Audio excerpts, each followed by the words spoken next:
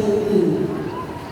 Project Heart sa Kape, Project Grade and Marriage sa ating sa clinic at feeding program.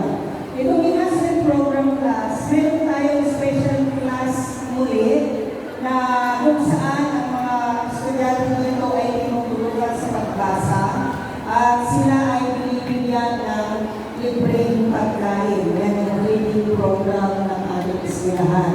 So instead na magkahiwalay, pinagsama na lang po yung mga feeding program. We have 80 recipients.